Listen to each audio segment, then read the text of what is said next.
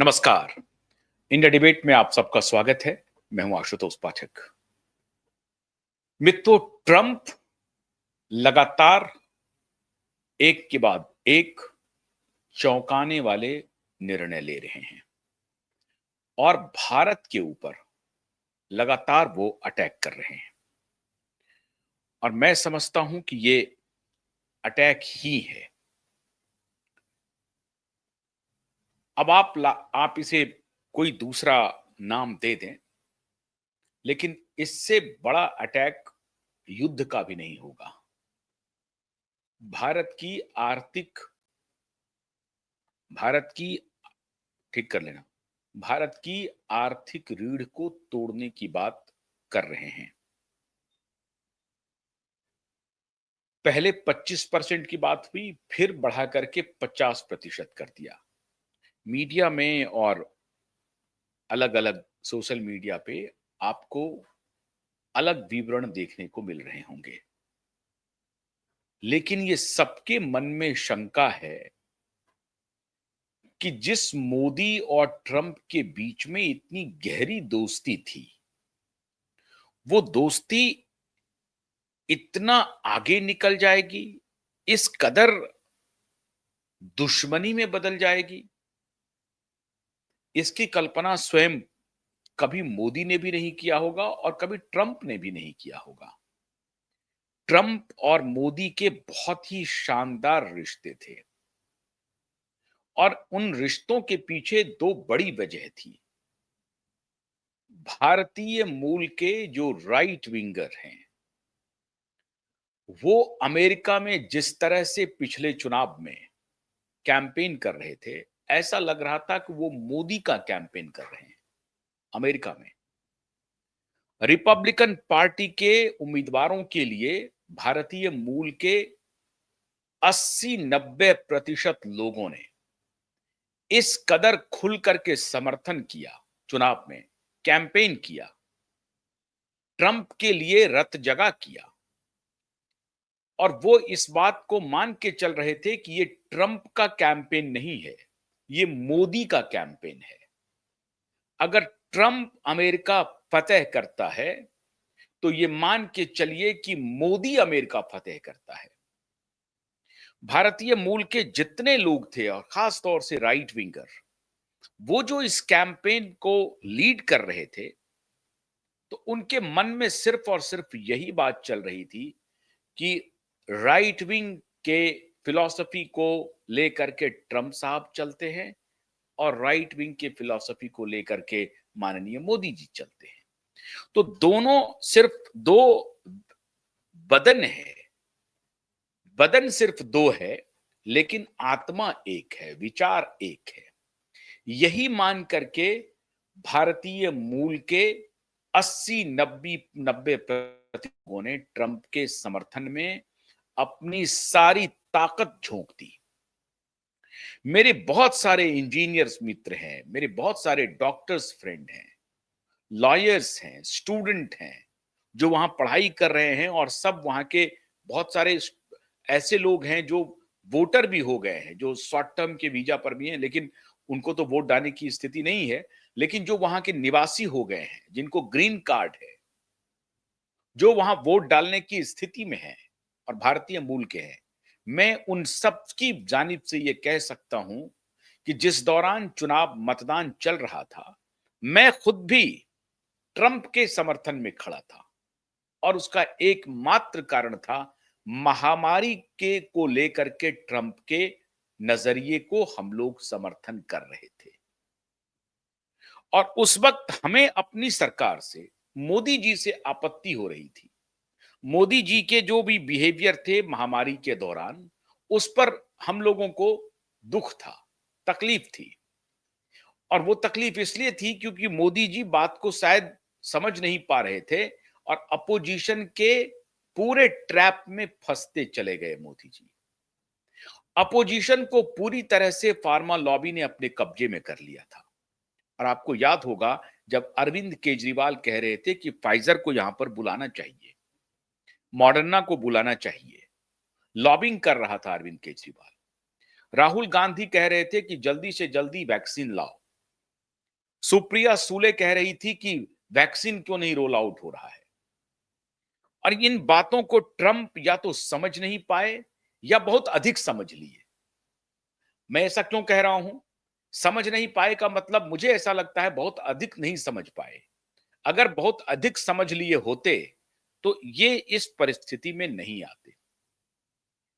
क्यों मैं कह रहा हूं ऐसा? क्योंकि महामारी के आने के ठीक 1 महीने के बाद ट्रंप को जाना पड़ा था और महामारी बड़ी भूमिका अदा किया था। नवंबर 2019 में आउटब्रेक हुआ, नवंबर दिसंबर में महामारी, और नवंबर में ही वहां मतदान चल रहे थे और उसका बहुत इंपैक्ट हुआ जब पहले फर्स्ट वेव आया अमेरिका में। तो उस वक्त ट्रंप लगातार ये कह रहा था कि ये कहां से हो रहा है, और उनके इंटेलिजेंस के तरफ से ये खबर आ गई थी कि उन्हीं के लोग हैं जो चाइना के साथ मिलकर के ये काम कर दिया है। चाइना सरकार को मालूम था या नहीं था, भगवान जाने, क्योंकि उसकी अभी तक जांच हो नहीं पाई ठीक से। लेकिन चाइना को पूरी दुनिया के लोगों ने इसके लिए एक्यूज कर दिया कि महामारी के जनक जो हैं वो चाइना ही है, क्योंकि शुरुआत चाइना से ही हुई थी। लेकिन शुरुआत लैब से हुई थी या नेचुरल थी, ये आज तक इनकंक्लूसिव है। आज तक इसको लेकर के कोई इन्वेस्टिगेशन नहीं हो पाया है। तो जिस दौरान महामारी आउटब्रेक हुआ, वो आप समझिए कि वो आखिरी नेल इन द कॉफिन जिसको आप कहते हैं, कि सरकार के खिलाफ जो कुछ भी कहानियां बन रही थी, उसमें जब महामारी जो लास्ट रिजॉर्ट था वो बन गया, और वो आखिरी प्रयास हुआ ट्रंप को सत्ता से हटाने के लिए। और इसीलिए ट्रंप महामारी के बारे में हमेशा कहते रहे कि ये मैन मेड है, और इसमें बहुत सारे अमेरिकन हैं जो इसमें शामिल हैं। चाइना के साथ मिलकर के उन्होंने ये काम किया है, और इसकी तहकीकात होनी चाहिए, इसकी जांच होनी चाहिए। ये उस वक्त भी कह रहे थे। और जब महामारी आगे बढ़ी, उसके बाद दुनिया ने क्या रिस्पॉन्स किया, जिसकी वजह से एक प्रकार से ट्रंप की सरकार गई थी, उसके बाद दुनिया ने क्या रिस्पॉन्स किया। अभी फरवरी में ये बिल गेट्स की मुलाकात हुई ट्रंप के साथ, जो बिल गेट्स बाहर में आकर के झूठ बोल रहा है।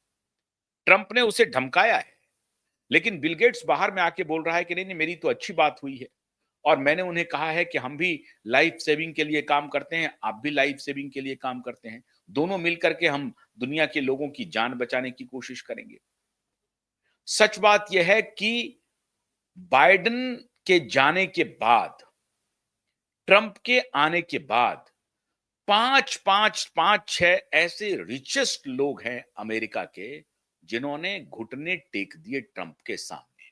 उनमें से बहुत सारे सोशल मीडिया के जाइंट्स हैं जो ट्रंप को बैन किए हुए थे कैंपेन के दौरान, और उनको लग रहा था कि अब बाइडेन की सरकार कभी जाएगी नहीं। जबकि बड़े बड़े व्यवसायी हमेशा रिपब्लिकन को सपोर्ट करते रहे हैं। लेकिन 2016 और 2020 का चुनाव ऐसा चुनाव था जिसमें व्यवसायियों ने डेमोक्रेट को चुना अपना, उनके जो आप कहिए कि फेवरेबल हुए, जिनको उन्होंने फंड किया। रिपब्लिकन को भी फंड करते हैं व्यवसायी, लेकिन उन्होंने बाइडेन को या क्लिंटन को उसके पहले उन्होंने फंड किया, या ओबामा को उन्होंने ज्यादा फंड किया। और ये 2016 से ये ट्रेंड चलता रहा कि उन्होंने लेफ्ट लीनियंट डेमोक्रेटिक पार्टी को ही सपोर्ट किया, उनके नेताओं को सपोर्ट किया। तो क्या कारण था कि बिजनेसमैन जो खास करके टेक जाइंट्स जितने थे, उन्होंने ट्रंप के खिलाफ मोर्चा खोल दिया। उन सब की मिली भगत थी महामारी में, जो ग्रेट रीसेट का एजेंडा था, और वो सब मिला करके एक्यूमुलेट हो गया, और उन सबके खिलाफ ट्रंप खड़े हो गए। अब जिनके खिलाफ ट्रंप खड़े थे, उनके साथ दुनिया कैसे व्यवहार कर रही थी। उन सभी देशों से ट्रंप के रिश्ते खराब होते चले गए। इसलिए टाइमलाइन बेहद महत्वपूर्ण है, जिसको कोई मीडिया चर्चा नहीं करना चाहती, इस पर नहीं कोई आक्षेप करना चाहती है, इस पर कोई टिप्पणी नहीं करना चाहती।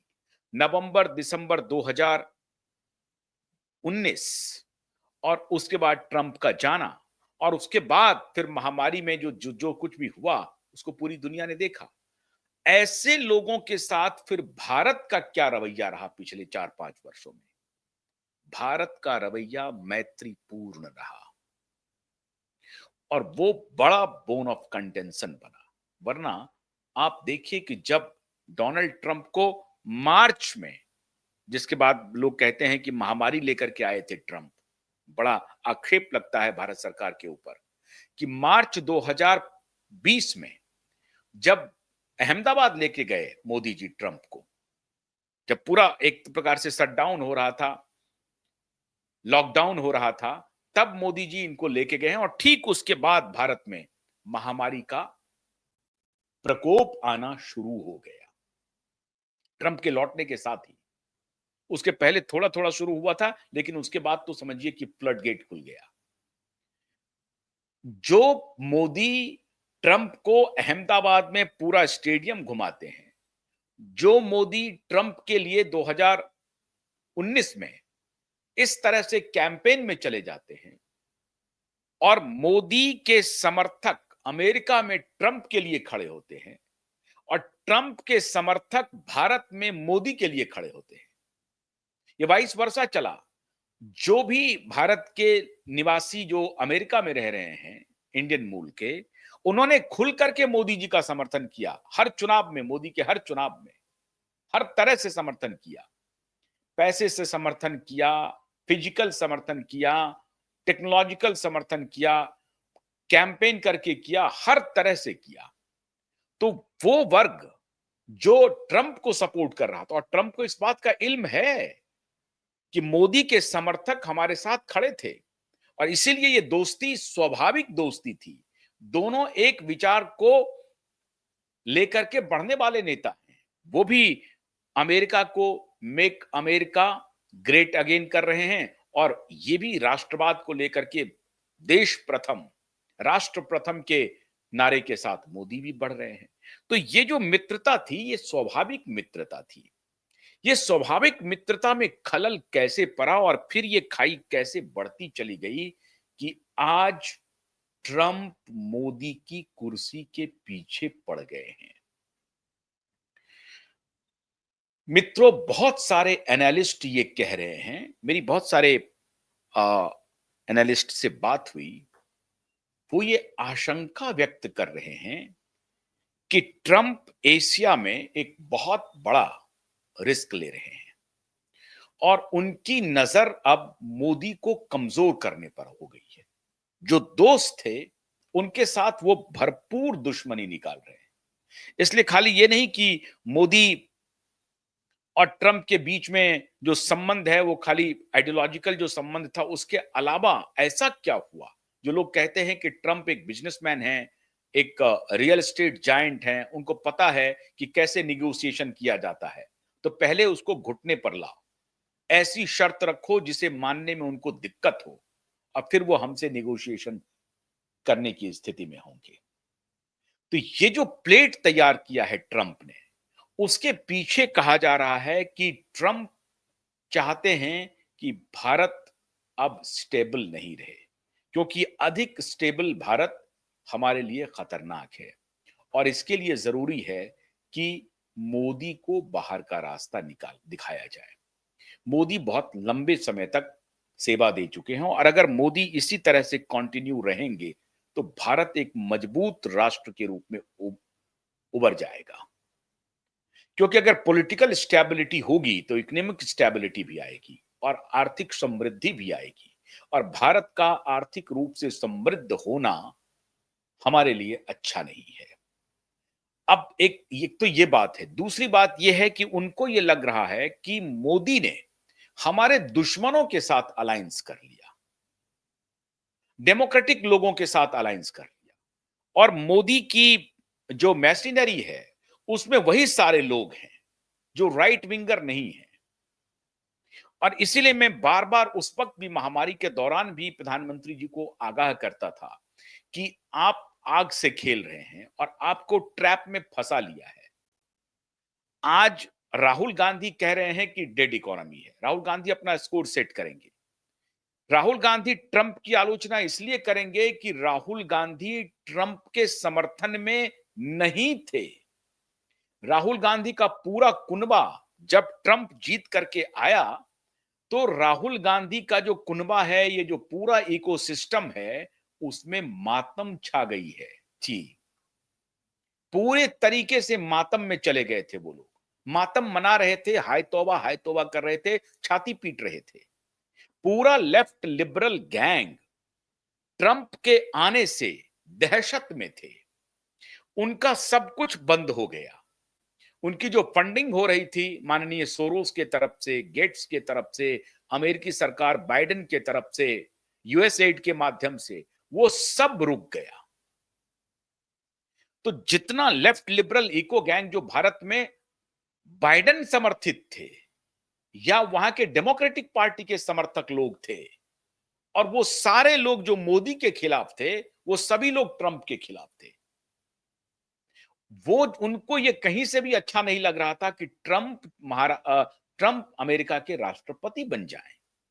नहीं चाहते थे वो सारे कैंपेन कर रहे थे। आप हैरान होंगे, बहुत सारे लेफ्ट लिबरल के गैंग को अमेरिका के खर्चे पर बुलाया गया था, यहां से अलग अलग यूनिवर्सिटी से स्टूडेंट को, प्रोफेसर को, कि आकर के वो इंडियन कम्युनिटी में जाकर के कैंपेन करें, लोगों को भी समझाएं कि बाइडेन कितना जरूरी है। और बहुत सारे यहां से लोग गए थे, नकली प्रोफेसर, नकली स्टूडेंट बन करके वहां पे, और वो कैंपेन कर रहे थे, बाइडेन के लिए कैंपेन कर रहे थे, और वहां से खबर भेजते थे कि बाइडेन लीड कर रहे हैं, इस स्टेट में बाइडेन लीड कर रहे हैं, इस स्टेट में बाइडेन लीड कर रहे हैं। मतलब कमला हैरिस लीड कर रही हैं, डेमोक्रेटिक पार्टी लीड कर रही है। ये पूरा का पूरा कैंपेन चल रहा था, जो भारत से लोग गए थे कैंपेन करने के लिए। इतना मजबूत बॉन्ड था इनके बीच में। आज वो सभी इंतजार कर रहे हैं कि ट्रंप और मोदी का रिश्ता इस हद तक चला जाए कि मोदी को अपनी कुर्सी गंवानी पड़े। लेकिन एक राहत की बात है, कल आम आदमी पार्टी के नेता संजय सिंह का बयान आया।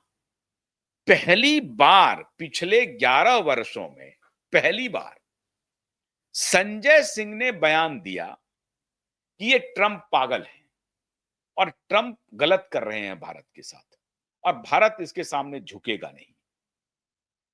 संजय सिंह ने यह नहीं कहा कि मोदी को इसका जवाब देना चाहिए कि ये रिश्ते क्यों खराब हुए। संजय सिंह ने यह नहीं पूछा कि मोदी को जवाब देना चाहिए कि अमेरिका भारत पर क्यों लगा रहा है, आपके तो दोस्त थे वो, आप तो दोस्ती में बहुत आगे बढ़ गए थे। कुछ पत्रकार पूछ रहे हैं, सोशल मीडिया पर बाहर आ गई है, इकोसिस्टम काम करना शुरू कर दिया है। लेकिन आम आदमी पार्टी के राज्यसभा के सांसद, इतने बड़े नेता संजय सिंह, जो पी पी करके मोदी को गाली देते थे, उनके बयान बिल्कुल उलट हो गए। तो साठगांठ उधर आम आदमी पार्टी के साथ, जिसके बारे में मैंने बताया था आपको एक दो दिन पहले, कि अब वो मोदी के शरणागत हो चुके हैं, मोदी के शरण में जा चुके हैं, मोदी ही आम आदमी पार्टी को, मुख्य मुखिया को बचा सकते हैं। तो उनका बयान बदल गया। कांग्रेस भी संभल के चल रही है, लेकिन कांग्रेस में तो लोग बोल रहे हैं क्या हुआ, मोदी ट्रंप की दोस्ती का क्या हुआ।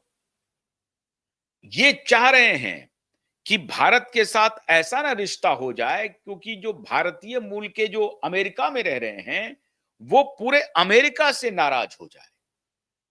ट्रंप से नाराजगी अलग है, अमेरिका से नाराजगी अलग है। भारतीय मूल के ये लोग नहीं चाहेंगे कि भारत की तबाही की कीमत पर वो अमेरिका को समर्थन करते रहे। तो उनको डर है कि वो पूरी की पूरी आबादी हमारे खिलाफ हो सकती है। लेकिन ट्रंप अभी रिस्क ले रहे हैं। उनको लगता है कि अभी नियर फ्यूचर में कोई चुनाव है नहीं, 4 साल के बाद देखा जाएगा, फिर पलट जाएंगे। ट्रंप की तो ये आदत रही है पलटने की, तो पलट सकते हैं। लेकिन ट्रंप और मोदी के रिश्ते को लेकर के भारत के अंदर एक वर्ग है जो इंतजार कर रहा है कि ये रिश्ता और टूट जाए और बिगड़ जाए। मैंने पिछले शो में आपको बताया था कि जब तुलसी गबार्ड हो या काश पटेल हो, ऐसे की पोजीशन पर भारतीय मूल के लोग बैठे हों, उसके बाद भी भारत के साथ रिश्ता खराब हो, तो ये बहाना कि रशिया से भारत ऑयल खरीद रहा है और रशिया को वॉर में एक प्रकार से अप्रत्यक्ष रूप से मदद कर रहा है, फाइनेंशियल सपोर्ट कर रहा है, ये गलत है। रसिया से जो भारत तेल खरीदता है वो 35% अब तो 30% हो गया है। 35% एनर्जी वहां से लेता है।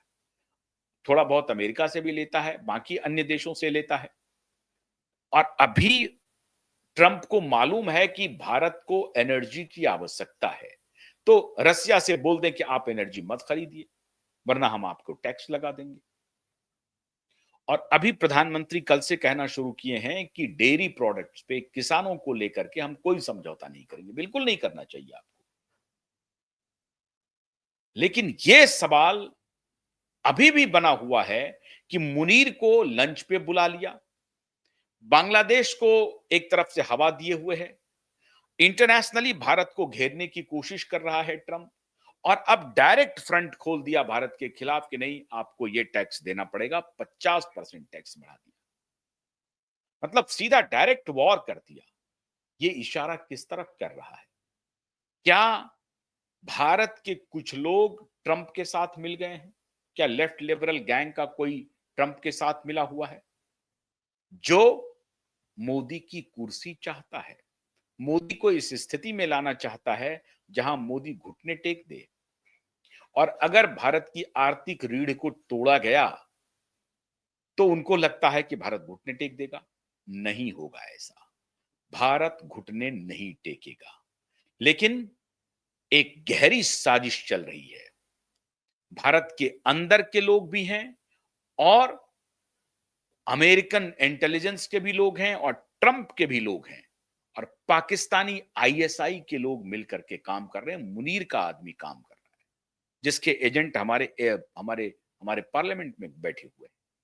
ये सब मिलकर के अभिमन्यु की तरह मोदी को घेरने की कोशिश कर रहे हैं और इसीलिए यह हिमाकत ट्रंप कर रहा है। पुतिन आ रहे हैं भारत। चाइना के साथ भारत को अब थोड़ा 2 कदम आगे बढ़ना पड़ेगा। लेकिन जो महामारी के समय बात शुरू हुई थी, वो दुश्मनी इस हद तक पहुंच गई, इसकी कल्पना न तो मोदी को होगी और न ही ट्रंप को होगी। लेकिन मुझे यह शंका थी कि ट्रंप इस बात से खफा हैं कि मोदी हमारे विरोधी कैंप के बन के रह गए हैं। जो मोदी हमारे साथ इतने आगे निकल गए थे, वो हमारे विरोधी कैंप के साथ क्यों हॉबनॉबिंग कर रहे हैं? और इसमें बड़े-बड़े बिजनेसमैन, बड़े-बड़े बिजनेस टाइकून्स, उनके इस रिश्ते को खराब करने में अहम भूमिका उन्होंने निभाई है। हम उम्मीद करते हैं कि प्रधानमंत्री भारत के साख को गिरने नहीं देंगे और भारत के हित से कोई समझौता नहीं करेंगे।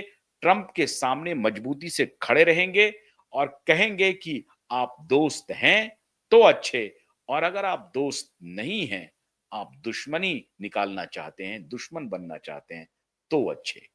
हम भारत की हित से कोई समझौता नहीं कर सकते। तो ये जो रणनीति है कि मोदी को सत्ता से बाहर करो, ये रणनीति फेल होगी। और आज मैं फिर अपने प्रधानमंत्री से ये आग्रह कर रहा हूं कि आप अभी भी चौकन्ने हो जाइए। कुछ लोग आपको ट्रैप में ला करके जो आपके नेचुरल अलाय हैं, उनसे भी संबंध बिगड़वाने की कोशिश कर रहे हैं। एक बहुत गहरी इंटरनेशनल कॉन्स्पिरेसी चल रही है आपको डिस्टेबलाइज करने के लिए। आप सतर्क रहिए और मुझे उम्मीद है कि आप ट्रंप के साथ तो वॉर जरूर जीतेंगे, इसमें कोई शक नहीं है, हमें कोई शक नहीं है। लेकिन ट्रंप के साथ वही पुरानी दोस्ती बहाल होगी कि नहीं होगी, कहना मुश्किल है। हम उम्मीद करते हैं कि वो पुरानी दोस्ती बहाल हो जाएगी। बहुत बहुत शुक्रिया। नमस्कार।